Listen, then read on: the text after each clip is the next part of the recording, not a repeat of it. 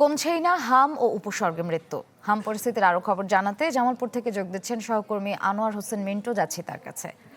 মিন্টু, জামালপুরে হামের প্রাদুর্ভাব কেমন দেখছেন? হ্যাঁ, শ্রেয়া, আপনি জানেন যে জামালপুরে কিন্তু হামের প্রাদুর্ভাব কিন্তু চলছেই। আমি আছি এখন জামালপুর জেনারেল হাসপাতালের ঠিক সামনে।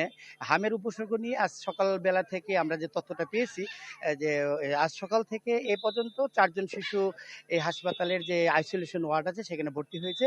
এ নিয়ে কিন্তু এই জামালপুর যে এই হাসপাতালটিতে ভর্তির সংখ্যা দাঁড়ালো ২১ জন শিশু। আর এই ভর্তিকৃত শিশুদের যে হাম আইসোলেশন ওয়ার্ডে রেখেই কিন্তু তাদেরকে চিকিৎসা দেওয়া হচ্ছে। পাশাপাশি তাদের রক্ত সংগ্রহ করে নমুনা সংগ্রহের জন্য তাদের কিন্তু পাঠানো হচ্ছে ঢাকার মহাখালীতে।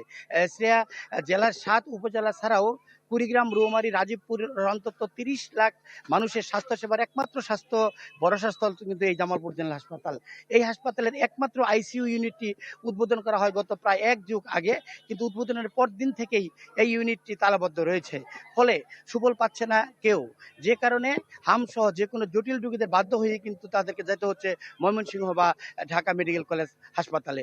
আপনি জানেন যে জামালপুরের যে এই হাসপাতালে কিন্তু গত ৩০ মার্চ থেকে কিন্তু এই যে প্রাদুর্ভাব যে দেখা দেয় এই হামের, এ পর্যন্ত ৪৪১ জন শিশু কিন্তু এখান থেকে চিকিৎসা নিয়েছে। তবে হামের প্রাদুর্ভাব বর্তমানে আগের চেয়ে কিছুটা কমে এসেছে বলে জানিয়েছেন হাসপাতালের যে সহকারী পরিচালক ডাক্তার মাহফুজুর রহমান সোহান। আর টিকাদান কর্মসূচি সম্পর্কে ডাক্তার সিভিল সার্জন যেমনটি বলেছেন যে তারা ইতিমধ্যে লক্ষ্যমাত্রা অর্জন করেছেন।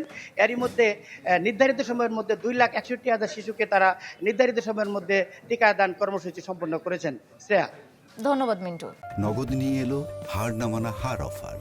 সর্বনিম্ন ১০,০০০ টাকা রেমিটেন্স নগদে পাঠালে থাকছে স্বর্ণের হার জেতার সুযোগ।